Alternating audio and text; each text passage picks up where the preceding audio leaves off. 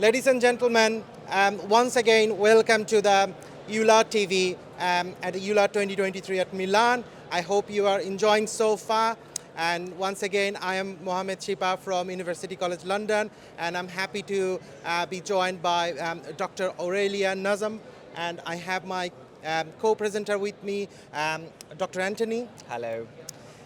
We are delighted to have you here today, and we were interested about the using of the app, and then you have just presented, and I was also following up so many questions coming through, and one of the questions was coming through as they were asking if we can use digital data and incorporate with the app. That probably is a bit difficult, but I want to take this opportunity to ask you the data and the evidence behind using this app, and do you like to make a comment about that?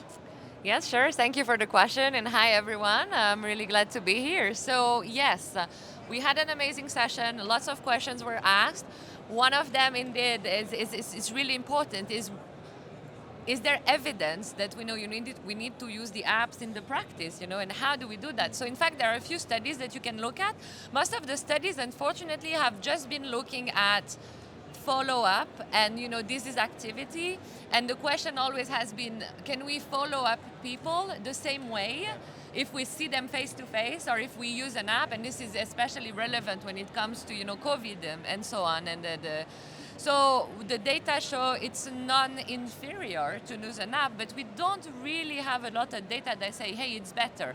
Recently, there is a study that has been published in the JAMA network that is showing that, if you give an app to people instead of seeing them, some of them actually reach low disease activity measured by the DAS28. I think it was 74% versus maybe 65 for those who were followed face to face. So it seemed to be a bit better at 6 months. But then if you look at the same data at 12 months, there's no more difference. Because I think some people drop it, and we discussed about that as well, how people adhere and how there is a bit of a boredom when it comes to the app. So that's pretty much the data we have yet. So it's not very satisfactory as per recommended for clinics just now.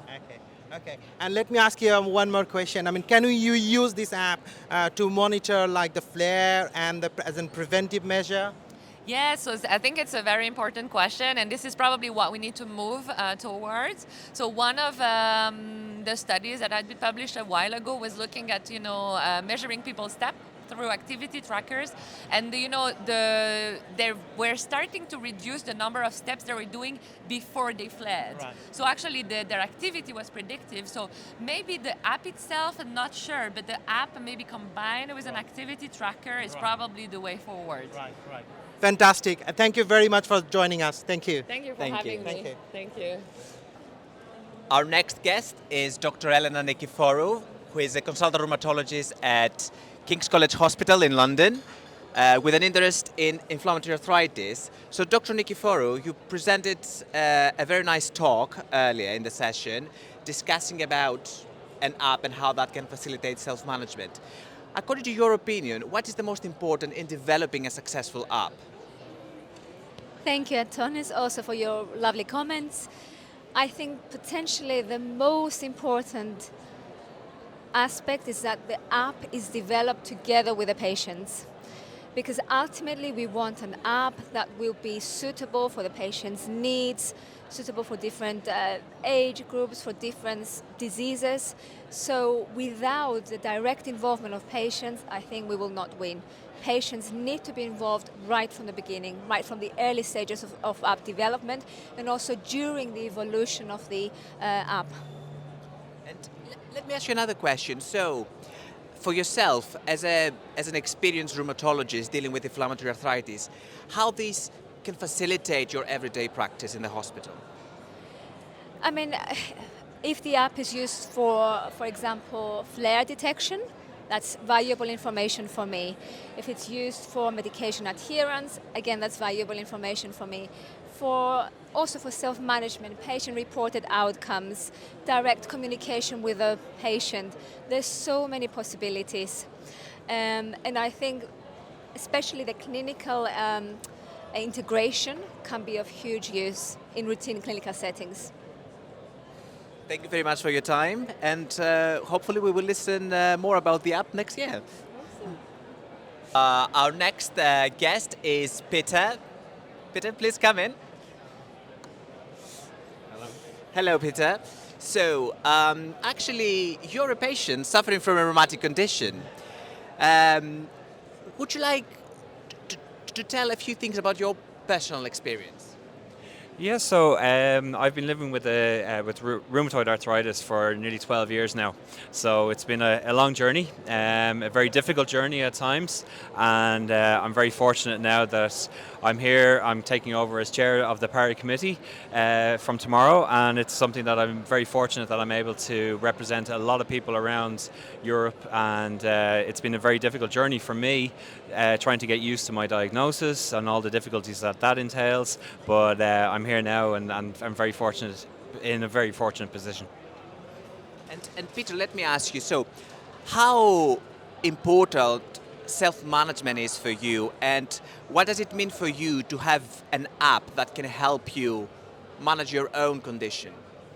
Well, as I said, when I was first diagnosed, it was very, very difficult, and we have a self-management program in Ireland run by my national organisation, Arthritis Ireland, and it's not too far to say it saved me. It brought me back from a very, very dark place, and it really made me and developed me and brought me back to where I am now. So self-management is a vital, vital thing. We need to be empowered. We need to be strong enough to be able to do that.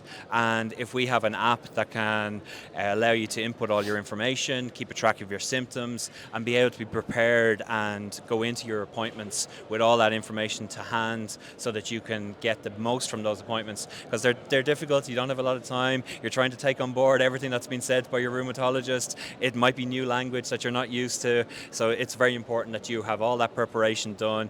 If you can have it in an app, it's just it makes all the world of difference.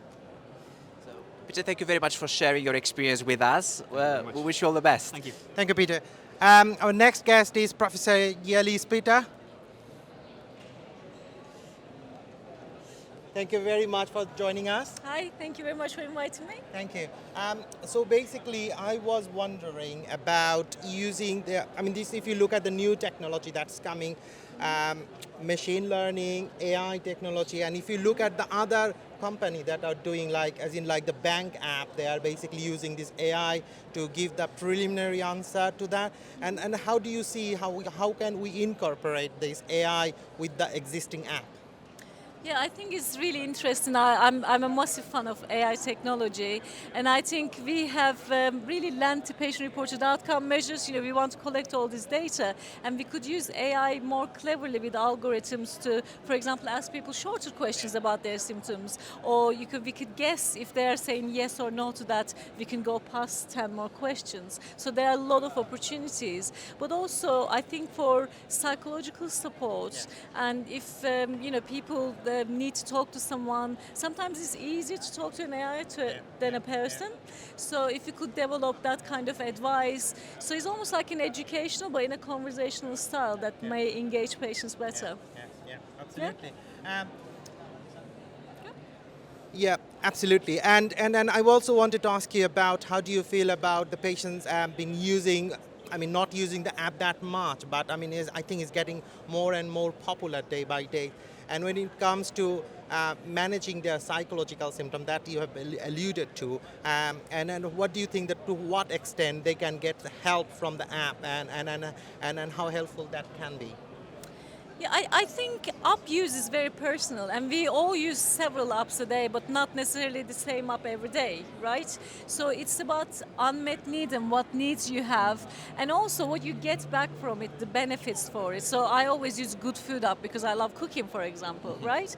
So I think the more you can personalize apps to your needs, the more likely that you would be able to use it. But sometimes you just need it for a certain period of time to meet a certain need, and you don't need it again.